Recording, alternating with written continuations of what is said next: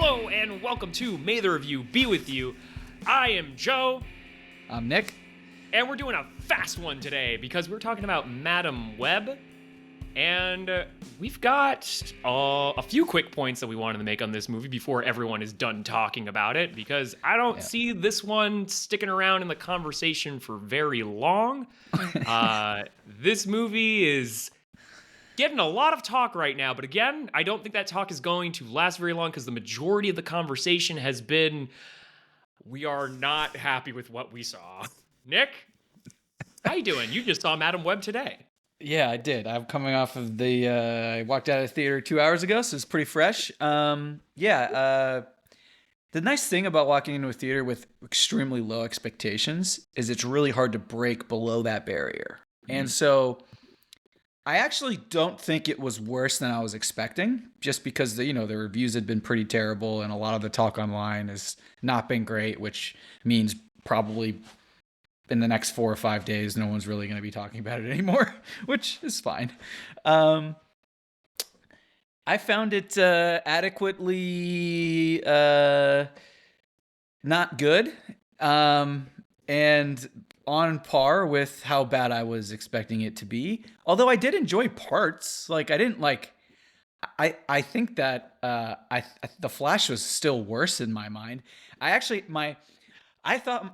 was thinking during this film, I was like, man, this film's going to make me rewatch The Flash just so I can be sure that what I'm thinking is correct and that The Flash is still worse than this movie. So I actually might have to go rewatch The Flash now because I still think it was worse. But I don't know how it's hard to say that that's even true or possible. So I don't know. Not a great showing. Not a great showing.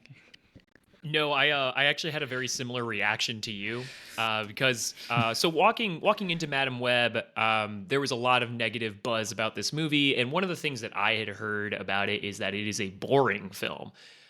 I can say a lot about Madam Web. One thing I am actually thankful to say is that I was not bored during this movie, and I think I came into it with a similar expectation as you, as walking in and thinking that this was going to be significantly worse. And it wasn't. That doesn't mean that it was good or that I liked it, but it wasn't nearly as bad as I thought it was going to be. And if you look at the Rotten Tomato scores right now, there is a disconnect between audiences and critics. Yeah, but it's not really a good disconnect. I think right now, as of the end of the box office weekend, critics have a score of 13%. And audiences are at about 55. So significantly better, but still rotten, still bad. Right, still bad. But that's a huge gap. That's a ridiculous gap between audience and critic score. And I know we'll do scores at the end, but I'm probably somewhere in the middle, I don't think it was 13% bad. It certainly wasn't 50% good either. So yeah, anyway, but we'll get to the scores and stuff. But that's a great point about that disconnect as well. And there's a point in this movie too where, and I knew this was the point, and I don't know if we want to start with that, but there was a point in this movie where I specifically, while the scene was happening, I was like, okay, this is the turning point where it really gets bad. And I wrote it down to double check later if I was correct. And I think I think I'm right. I want to get to that. Yeah, we'll get to that in a minute. Cool. Cool. You're right. We got to do something first. And that, of course, is the 15-second summary. Oh, so bad. Nick, you should be so good at this. You just saw it 2 hours ago. I'm going to get a stopwatch ready for us. Nick, how are we feeling? I'm feeling like I hope I get a premonition on how this goes so I can redo it. That's how I'm feeling.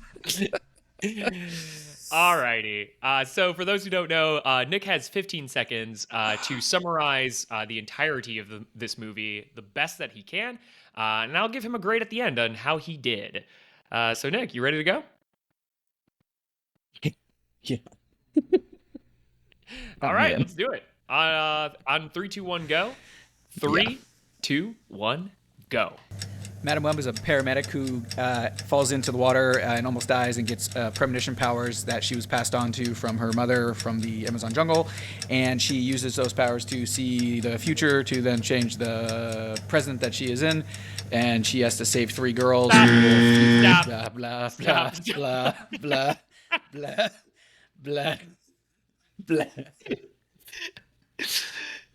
You know, something I've noticed. That was the worst summary I've ever done. So yeah, no, for sure. That was the worst summary I've ever done. For sure. You didn't even get out of Act 1. You were just like, it was like you saw the book cover of a book report for a book report, and you were just like, yes, where the red fern grows. It's about a fern that's red and it grows. I just didn't have it in me.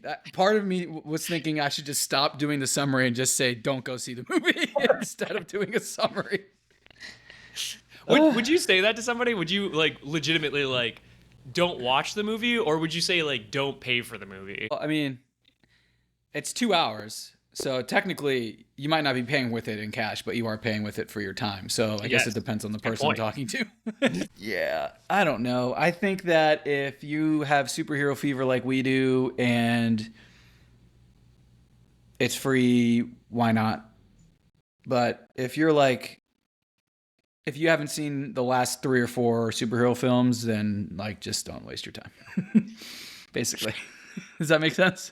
Yeah. That's my thought process overall on it. Like, I hope they don't make a second one.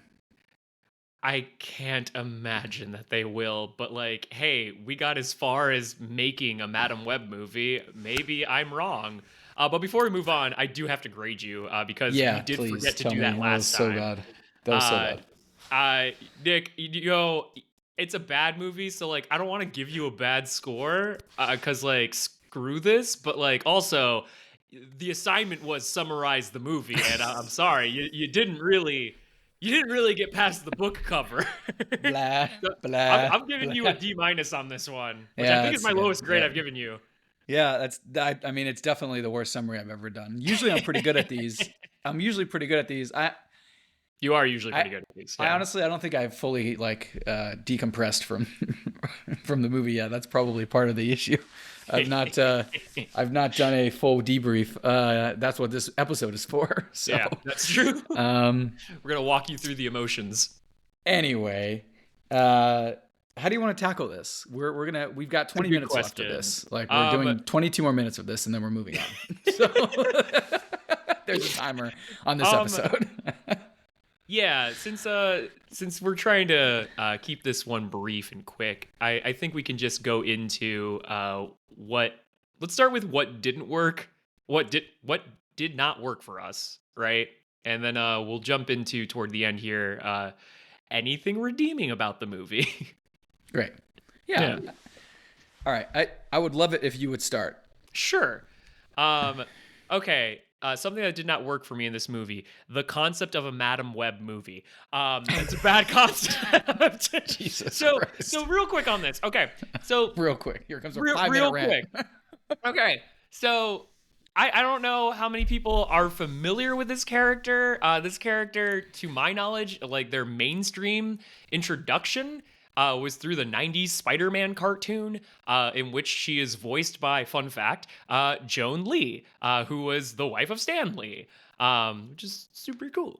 Stan Lee is also in that cartoon. Anyway, totally different story.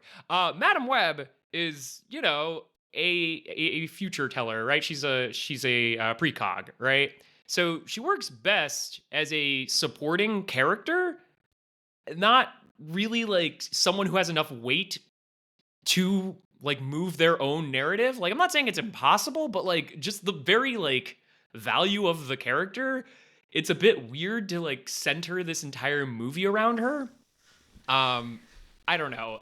From what I got from interviews, Sony actually said that she was their Doctor Strange, which may tell you a lot about what they're thinking. No,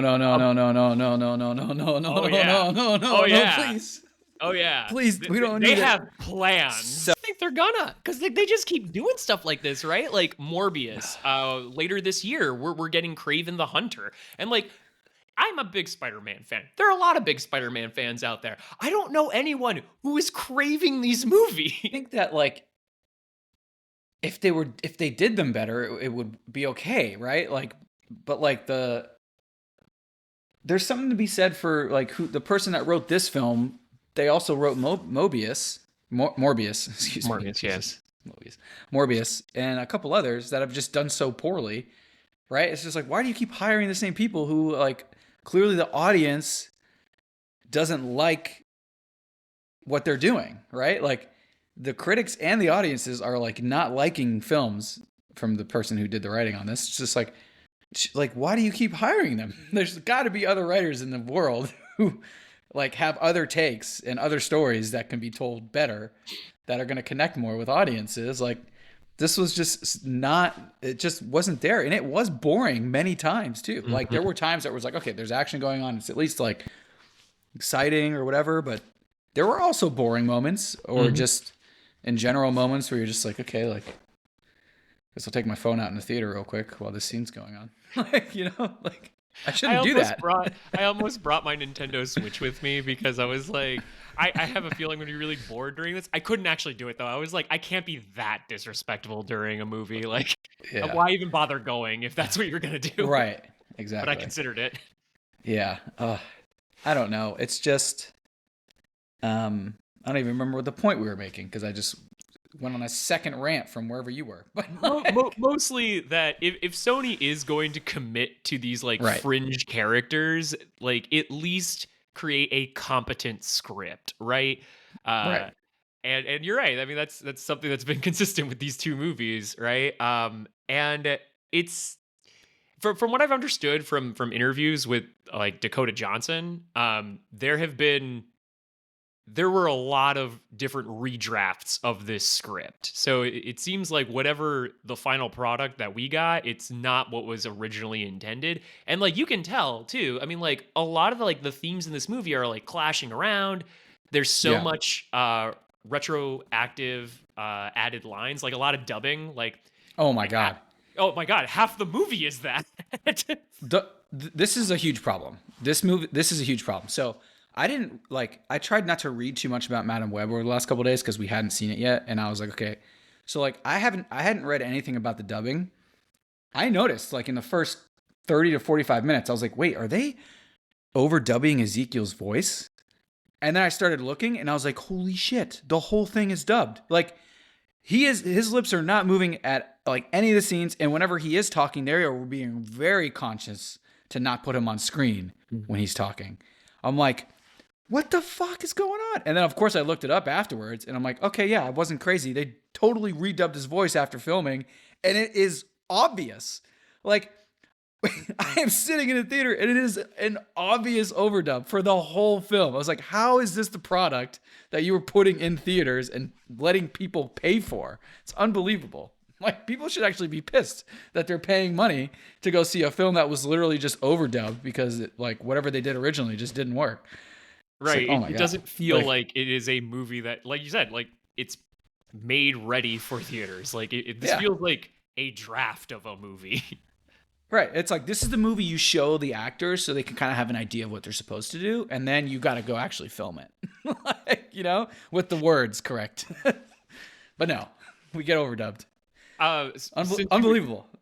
Since you brought the topic of Ezekiel, I do want to talk about the character or the lack of character that is represented in this movie. What is I don't understand Ezekiel. Like, what was even the idea of this character? So like, you know, he wants to kill the 3 teenage girls because like they're eventually going to kill him, so he thinks, because he also has sort of precog abilities, but like not nearly as good as Webb's, right? Which I'm gonna get back to the name on that in a second, but his whole like why does he want power? Like, we don't know. He just wants power because power. Like, that's his whole character is I want power and I want to keep power. Yeah. It's like I come from nothing and I want ultimate power. But then he gets it. Right. Yeah, right. And right what are you beginning doing of the movie? It? Like right. he gets it. He lives in this beautiful penthouse, still has the spider. Right. Like What else do you want? Well, what he wants is he's Right. been having the same dream since he got the powers, that these three spider women are going to kill him one day, and so he's obsessed with finding them so that he can kill them first. And like, this is because he's been cursed, right? Like, we find out later in the movie that, like, oh, because he took the power by force, like, he's been cursed forever. So like, clearly the curse is him having this recurring nightmare, and it is driving him to actually go kill these girls, which is then leading him on a path to meet Madam Web, which in turn, is the curse, like, cursing him and being like, oh, actually, you're cursed. Like, this is a fake dream. If you would have just left it alone, you'd have been fine. That kind of shit. But it's just not set up well, and it's forced. But like, that's not even like my biggest gripe with the film. But Like, hang on, I actually before like, you get to it, hang on. 'Cause, yeah, like, let me ask you a question. sure. So I can point out the whole problem with this character with one question to you. Why does he have a costume? Like, Oh. what's it for? Like, what does he do? Right? Like, what does he rob banks? Does he assassinate people? Like, what does he do? What is his costume for? What is he? What is he doing? I don't know. All of a sudden, there's just a spider dude who's just running around trying to kill these girls. Like, what's going on? Man, I hadn't even got to the point about questioning the costume. I was just like, okay, I mean, yeah, he's got a costume. Right. Bad guy needs costume. Sure. Bad guy needs costume. I was actually going to comment on his costume being kind of cool looking. Oh, it is cool looking. It's very cool looking. Yeah, it kind of like reminds me of like Tobey Maguire Spider-Man a little bit. You think?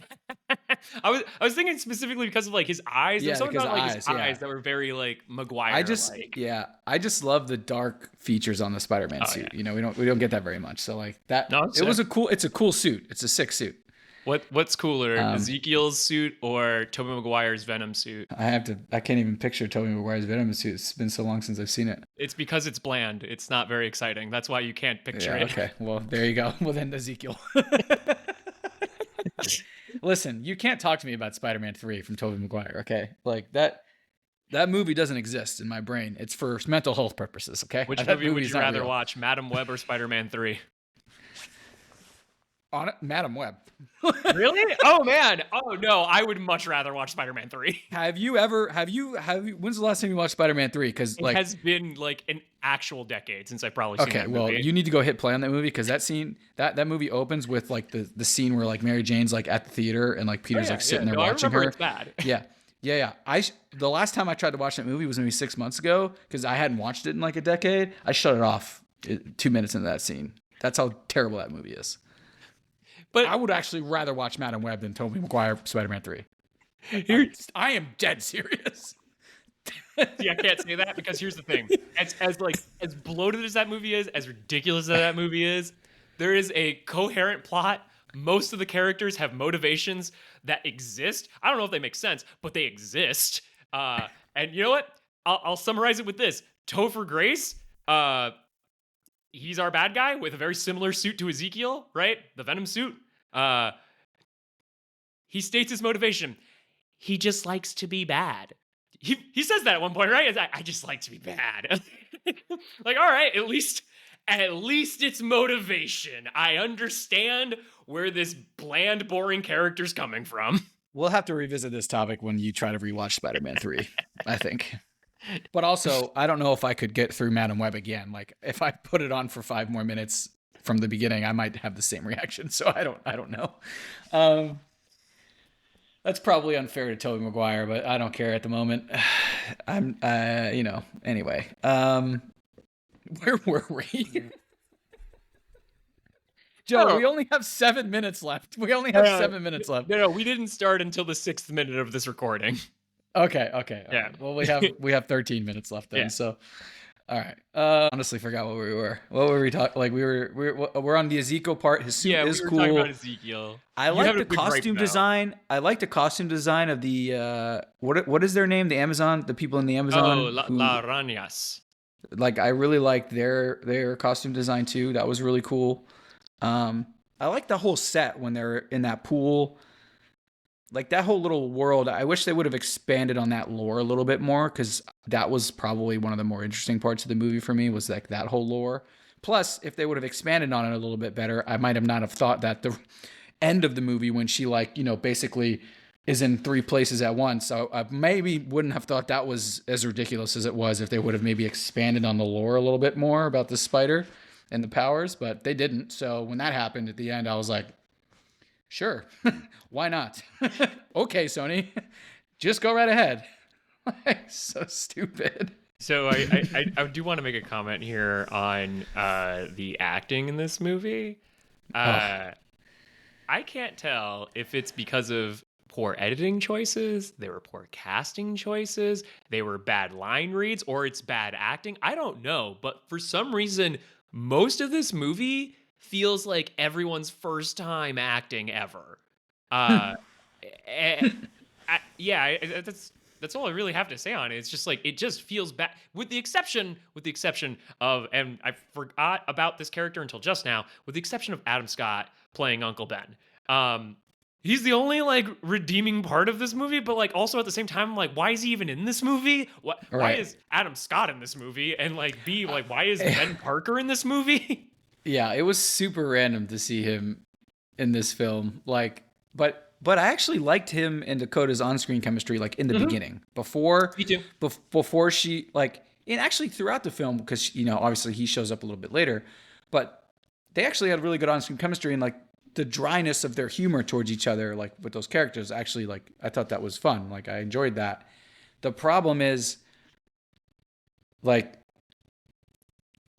Madam Web having the dry humor early on didn't help later when she had to be serious about helping these three girls and actually having to care about them.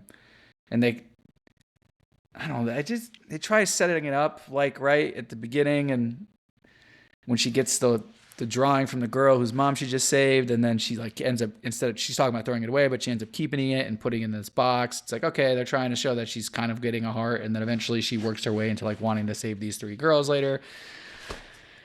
But it doesn't really work like completely.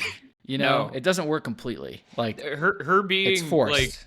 Like her being heartless is in the beginning is kind of like, maybe heartless is too strong. Her being like socially awkward is super weird in the beginning. Like, why is she a paramedic driver if she has like no bedside manner and does not seem to care for people? like if you don't care about people, like, why are you doing this job? Yeah, why are you saving people all the time? It feels like you care about people. Like, is it the rush because you get to drive fast? Is that what's it's supposed to be? Like, I don't get it. Like, I also didn't love how they like tried to, how like these three, the three girls that she's trying to save halfway through the movie and then through the rest of it, like I didn't. It also felt forced that they like showed us her running into them in three different instances beforehand, right? It's just like, what? I mean, it could work, right? Like if you're trying to make the argument of like, oh, their destinies have always been entwined, right? But like they don't really go for that, right? They just kind of. They want it to be like by chance, but it's just like, but it's not chance the way that you kind of are trying to set it up for us. So what's the other explanation? Like, I don't know. Like, there was a lot that this movie like set up that it does not execute properly. Right. One that I thought was super weird that they introduced this, and then really did nothing with it, was the whole like 9/11 atmosphere that they were like bringing up with like the whole surveillance thing and like the eagle eye technology that Ezekiel has his assistant using, and she's like, wow, you can monitor and surveil everyone doing anything at any time. Also, for some reason, he also has like generative AI and is able to create almost perfect replications of the faces that like he dreamt up. Like, it's like, all right, let's say that technology existed in 2003. Fine, sure. What are we trying to say about like this technology that allows you to see everyone and everything? Is there a connection between that and like what Madam Web can do? Is that what you're trying to? I don't know.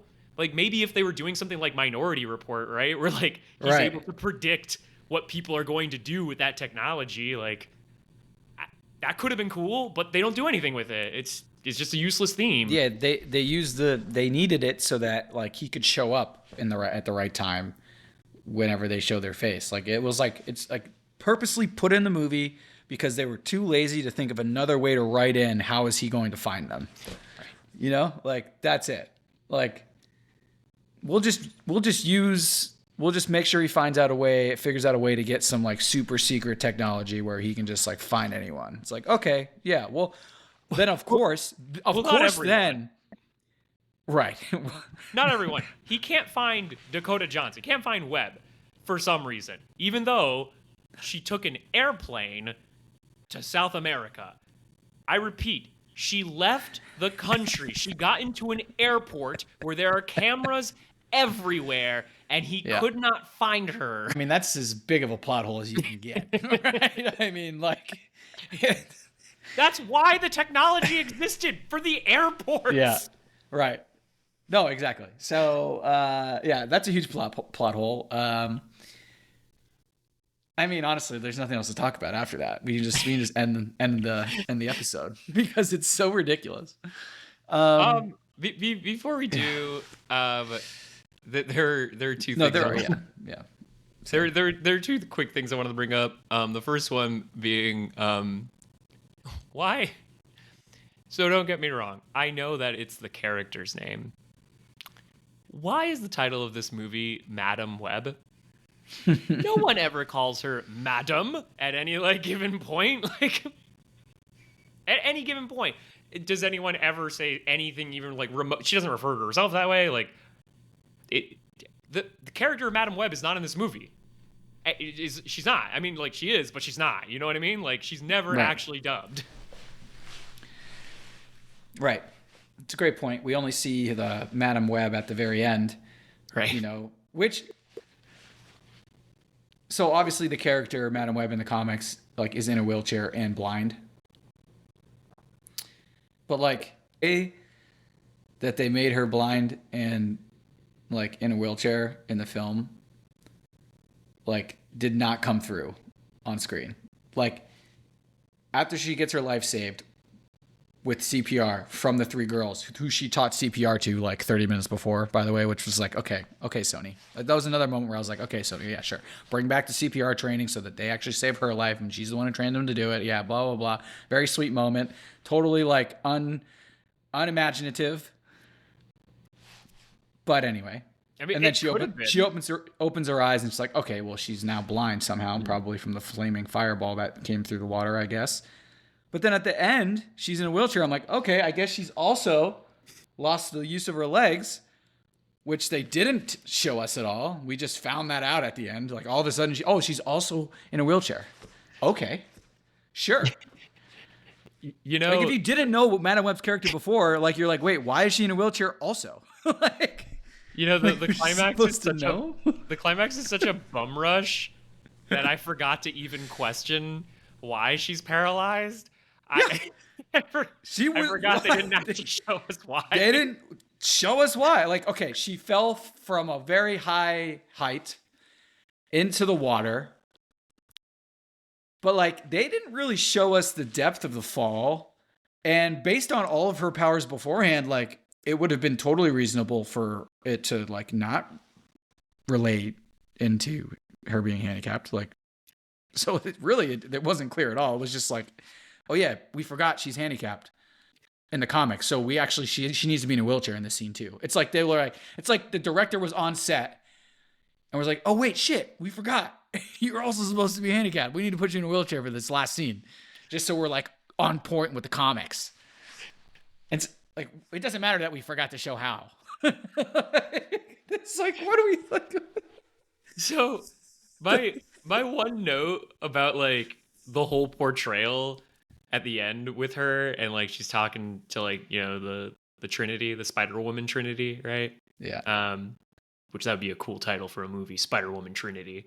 But no, she's talking to them and my one note on this is it feels either Dakota Johnson or someone in writing or directing was hey, who's a good precog for you to reference as an actor, right?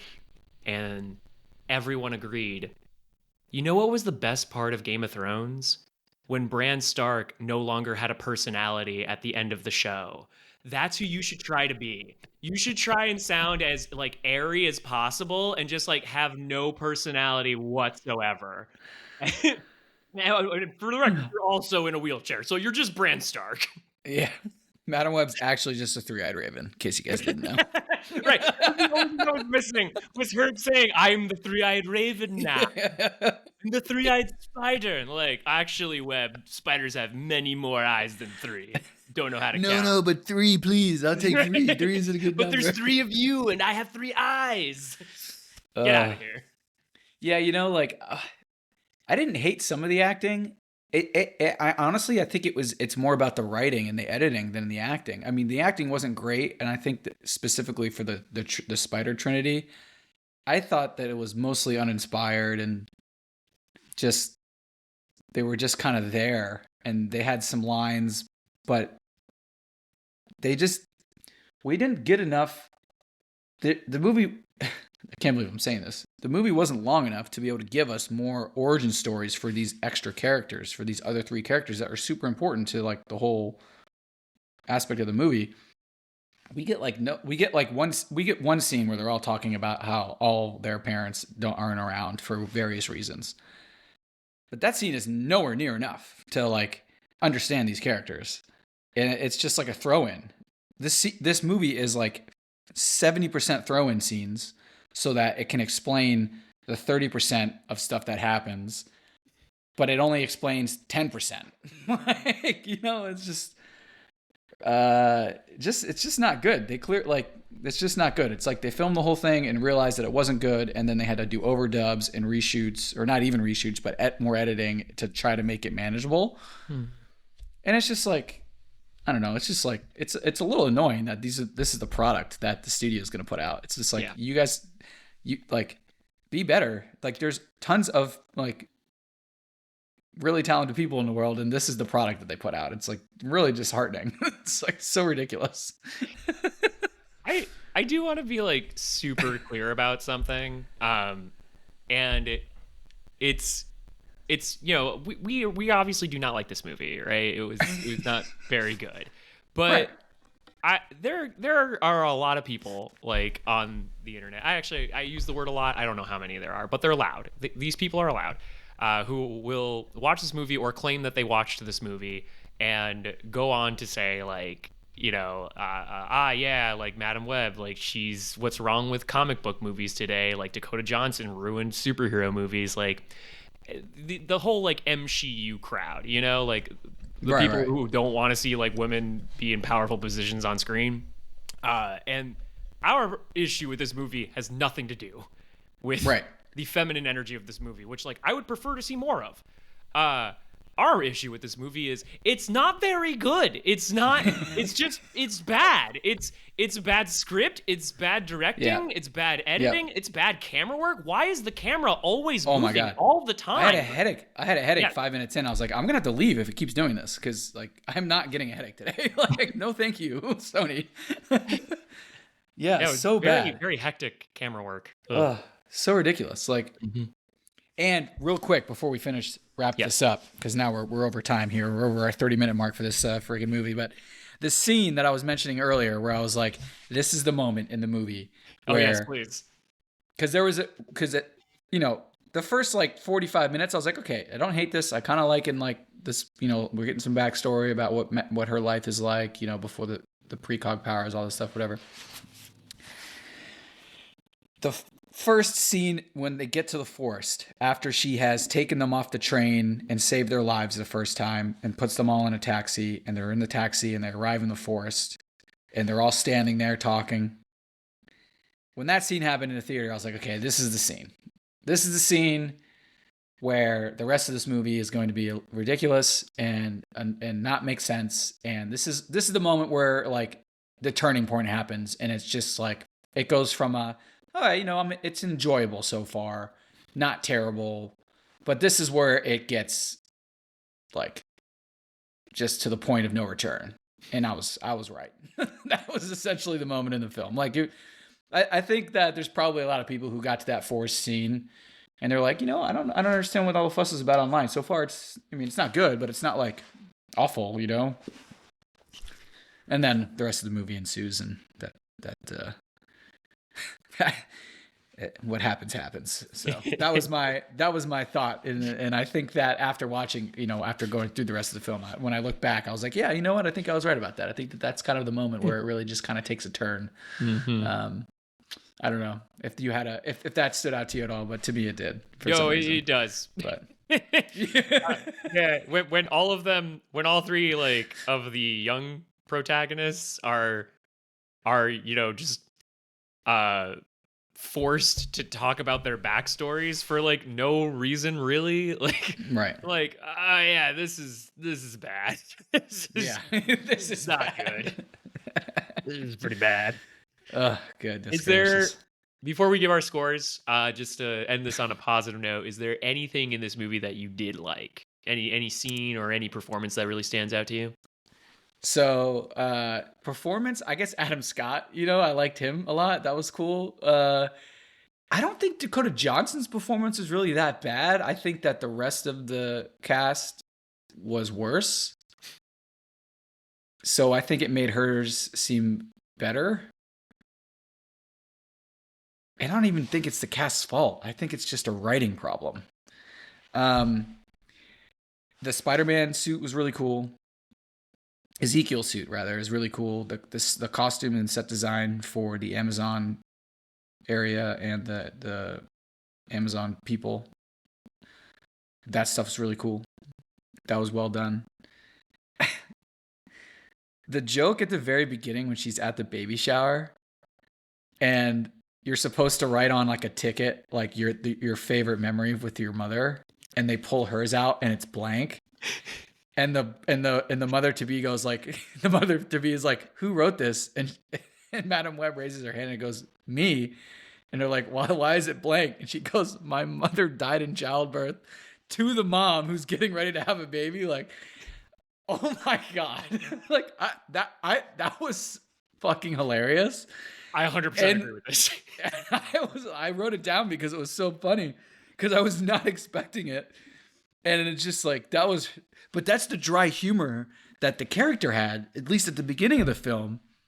And she kind of has it throughout. And I think that that's maybe where some of the reviews online are coming from, where they're like, oh, she was like boring or uninspired or whatever. It's like, no, well, I think her character just has this dry humor about her.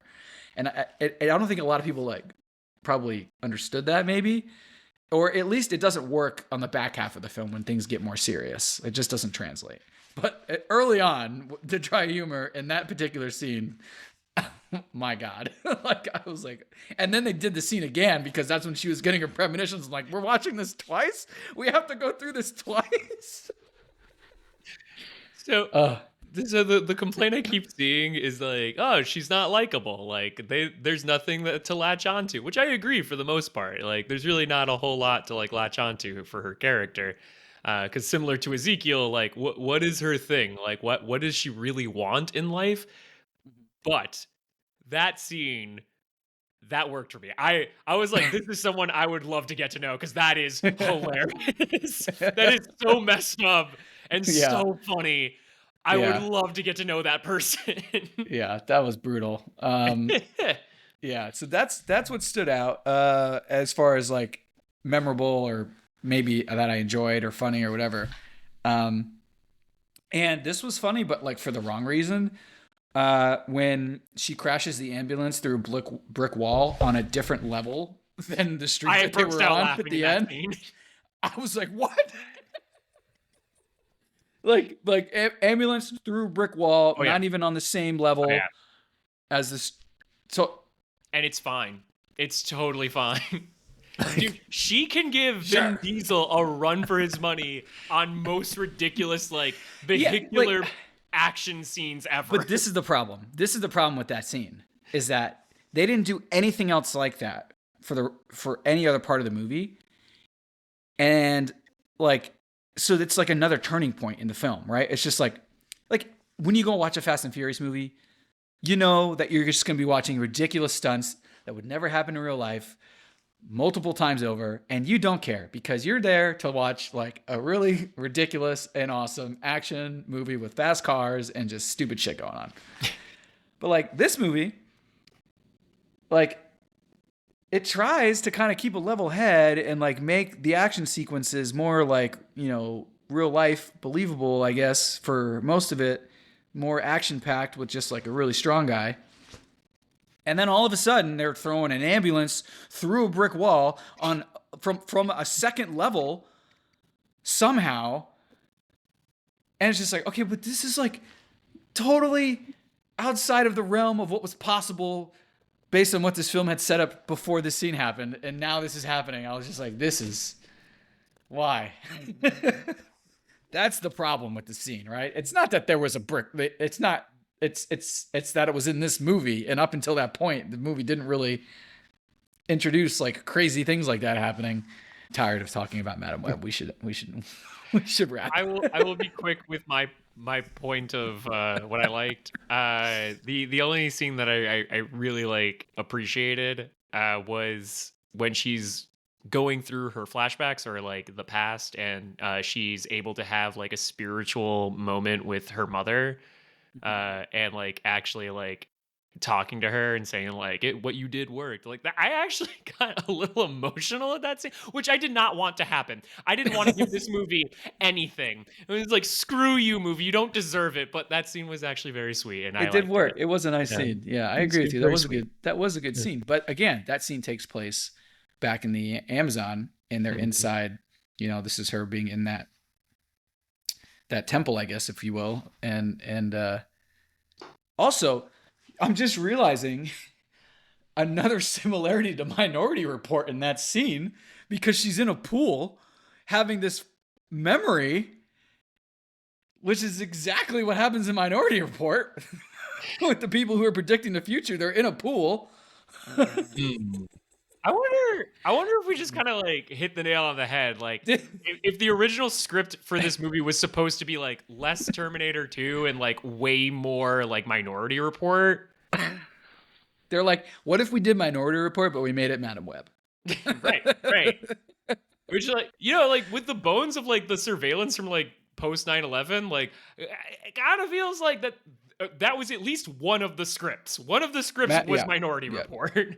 Yeah, literally just Minority Report crossed out, Madam Web written on there with a few creative changes. Boom. And Tom Cruise is not in it, so it's not going to make $200 million at the box office. This company was trying to rip off Minority Report. They thought we wouldn't notice. But we did. Well done. All right, final scores. Nick, what are you giving it? I mean, I don't remember what I gave The Flash, but I know The Flash score was really low, and this is right on par with that. So this is out of 5. Yeah. So, Jesus, movies out of 5. This is a 1.7. Nick, so is mine. It's a 1.7. You can't have the same score as me. Pick a different one. We finally did it. Did we really? Yeah. Was that really what you were thinking? Yeah. 1.7. Wow, that's amazing. Because I was like, yeah, it's pretty bad. I don't want to give it a 1 because like I wasn't bored. I will only give a movie a 1 if I'm bored. Yeah. So just 1.7. It's fine. Oh, it's not fine. It's actually bad. It's bad. I think we just like I think we just shut the podcast down now since we both just got the same score in the movie, right? Like, this is the last episode. Thank you all for joining us on this wonderful 2-year ride. We'll no longer be doing episodes. Don't tune in anymore. There will be nothing. I'm just kidding. We're coming back for more. This is a doubleheader. Good night. All right, that will do it for us here. Next time, we will be continuing our time travel draft, talking about time. Nick's choice for the time travel draft, but that's next time. And until then, may the review be with you. Peace.